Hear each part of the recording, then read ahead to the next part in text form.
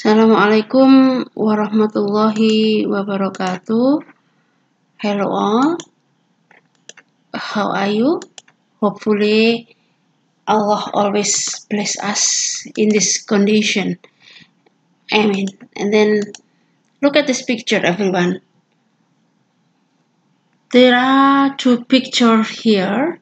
This is the first picture. Look at this, there are a boy here. From the picture, we can make two sentences. The first is Rado minum jus. Jadi ini gambar ini menunjukkan Rado minum jus. And then jus diminum oleh Rado. Kemudian gambar yang kedua, this is the second picture. We can say that kakek membaca koran, and then koran dibaca oleh kakek. Dapatkah kalian melihat masing-masing perbedaan dari 4 kalimat ini? 2 kalimat ini mempunyai susunan yang sama, yaitu Rado minum jus dan kakek membaca koran. Dan 2 kalimat di bawah juga mempunyai susunan yang sama, yaitu jus diminum oleh Rado dan koran dibaca oleh kakek. Now, can you guess what will we study? Students, this time we will study about passive voice. What is passive voice? Passive voice is a passive construction occurs when you make the object of an action into the subject of a sentence. Jadi definisi dari kalimat pasif adalah kalimat yang subjek kalimat tidak melakukan aksi melainkan menerima aksi. Apa maksudnya, anak-anak? Nah, kita akan mempelajari lebih lanjut apa yang dimaksud dengan kalimat passive voice, di mana subjek kalimat tidak melakukan aksi melainkan menerima aksi. Ini dia. Dari ciri-ciri passive voice adalah penggunaan kata kerja atau verb bentuk ketiga. Jadi lebih lanjut kita akan mempelajari passive voice. Yang pertama akan kita pelajari adalah ciri-ciri dari passive voice, yaitu penggunaan kata kerja atau verb bentuk ketiga. Jadi semua passive voice menggunakan kata kerja atau verb bentuk ketiga. Berikutnya, selain perubahan verb menjadi verb bentuk ketiga, formula atau rumus passive voice mengutamakan grammar, sehingga perubahan kalimat menyesuaikan dengan kondisi dan waktu kejadian. Jadi anak-anak, untuk menguasai kalimat passive voice ini, kita harus menguasai susunan kalimat aktif, karena perubahan dari active voice menjadi passive voice itu tergantung pada tenses kalimat yang digunakan sesuai dengan kondisi dan waktu kejadian. Nah, dalam link ini kita hanya akan membahas 5 kalimat aktif menjadi kalimat pasif.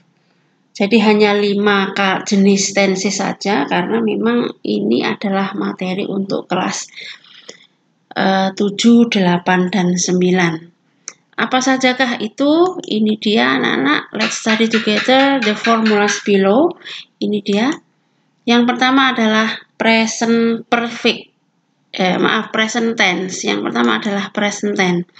Ini kalimat, nanti di sini akan tersusun kalimat-kalimat aktif yang akan menjadi kalimat pasif. Nah, ini dia. Pada present tense, ini adalah kalimat aktifnya, formulanya atau rumusnya adalah subjek, verb 1, ada yang ditambah s atau es, dan objek. Kemudian kalimat pasifnya menjadi, nah ini, subjek diikuti oleh to be. To be-nya dalam hal ini adalah is, ma. Kemudian seperti yang disebut di atas, ini verbnya adalah verb bentuk ketiga plus diikuti oleh by dan objek. Ini anak-anak, contoh-contohnya, ini dia anak-anak, ibu membeli daging setiap 2 hari. Ini kan kalimatnya, pasifnya adalah mother buys meat every 2 days, menjadi bukan daging membeli ibu, tetapi menjadi daging dibeli ibu setiap 2 hari. Meat is, jangan lupa di sini susunnya, bought by mother every 2 days. Ini anak-anak. Kemudian contoh yang lainnya di sini, Iflaka menyapu lantai setiap pagi. Iflaka sweep floor every morning, menjadi lantai disapu oleh Iflaka setiap pagi. The floor is swept by Iflaka every morning.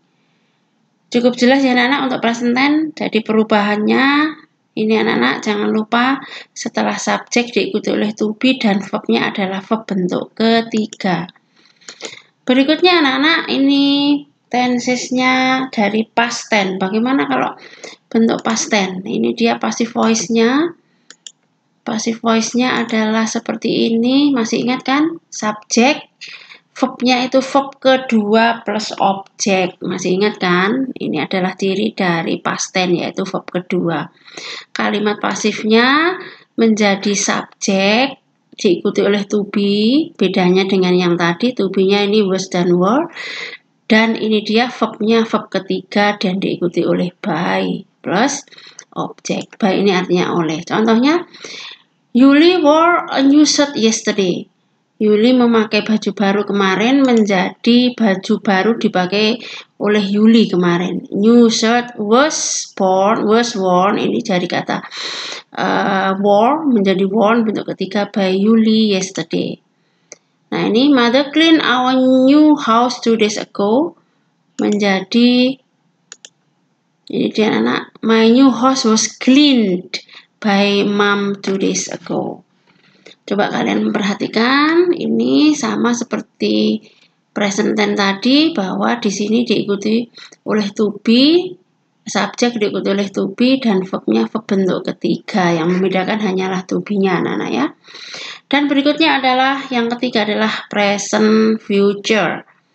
Kalian tentunya masih ingat kan, future itu digunakan untuk apa? Nah, ini dia rumusnya. Nah, tentunya kalian masih ingat cirinya ada pada kata will, dan will harus diikuti oleh verb one. Nah, pasifnya menjadi subjek diikuti oleh will, karena harus diikuti oleh verb one sebenarnya will ini, dan dalam passive voice harus ada verb ketiga, maka setelah will diikuti oleh be rumusnya anak-anak ya. Nah, contohnya, ayahku membeli sebuah rumah mewah, menjadi ini dia, rumah mewah akan dibeli oleh ayahku. Luxurious house will be bought by my father. Will be bought. Contoh yang kedua ini, temanku akan mengambil buku-buku itu, menjadi buku-buku itu akan diambil oleh temanku. That books will be taken by my friend. Itu dia anak-anak penjelasannya. Kalian tentunya paham kan? Oke. Let's continue with present continuous. Apa sih present continuous?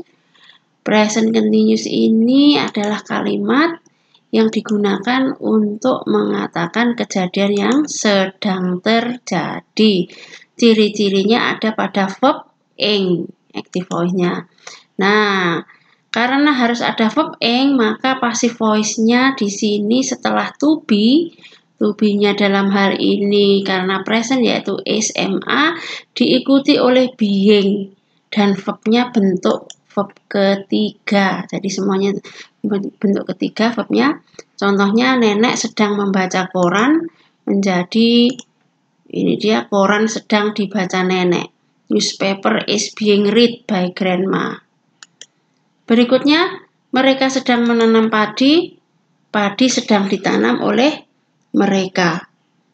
Nah, rice are being planted by them. Next, this is about present perfect. Masih ingat anak-anak present perfect? Ini dia kalimat aktifnya anak-anak. Rumusnya subjek diikuti oleh has atau have. Ini ya, has atau have ini berfungsi sebagai auxiliary verb atau to be. Kemudian diikuti oleh verbnya bentuk ketiga. Jadi kalau present perfect kan memang verbnya sudah verb bentuk ketiga. Passive voice-nya menjadi subjek plus have atau has diikuti oleh been dan verb ketiga. Teman baiknya telah mengkhianatinya. Wow. Menjadi dia telah dikhianati oleh teman baiknya. She has been betrayed. Betrayed ini bentuk ketiga by her own best friend. Mereka telah mencintainya sejak lama. Dia telah dicintai mereka sejak lama. She has been loved by them since long. Nah, anak-anak, kembali kita let's learn about the example. Ini adalah contoh-contoh yang sudah kita pelajari tadi barusan sama. Hanya Bu Nafi menulis lagi di sini. Coba kita perhatikan lagi anak-anak. Ketika kalian mempelajari contoh-contoh itu, bisakah kalian mengambil sebuah kesimpulan? Nah, anak-anak, lihat contoh-contohnya. Dari ibu membeli daging menjadi daging dibeli oleh ibu. Di sini objeknya, subjeknya adalah ibu. Objeknya adalah daging. Nah, pada kalimat pasif, daging, objek, itu menjadi subjek dalam kalimat pasif. Yuli memakai baju. Baju baru dipakai oleh Yuli. Yuli memakai baju baru kemarin. Objeknya adalah baju baru. Subjeknya di sini Yuli. Dan dia pada passive voice, subjeknya itu adalah objek dari passive active voice, yaitu baju.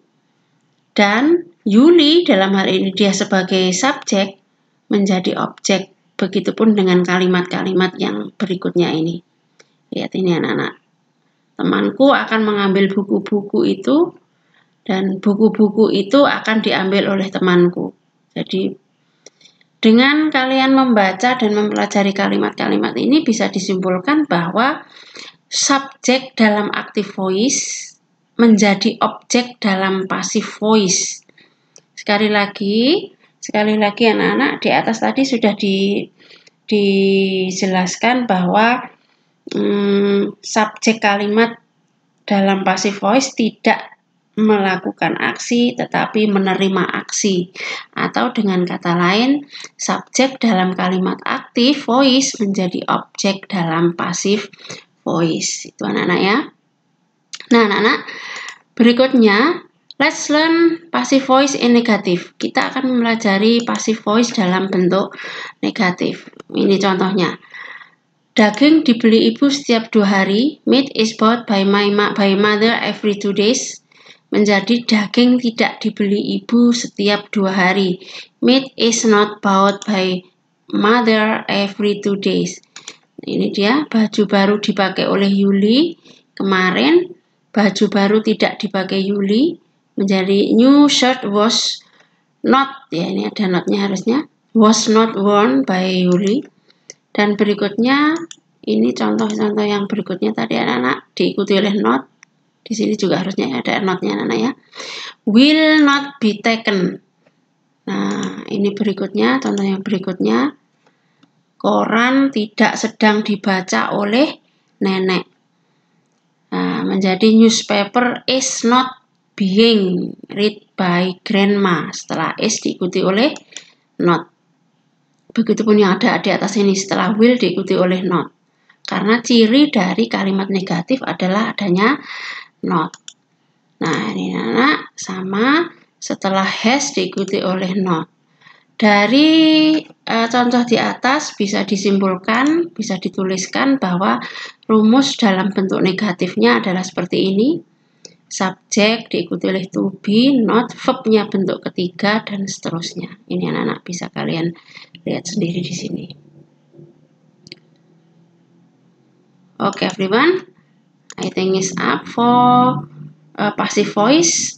Semoga kalian bisa menerima penjelasan ini. Terima kasih. Thank you very much for your time to watching this link. Thank you. Wassalamualaikum warahmatullahi wabarakatuh and good luck.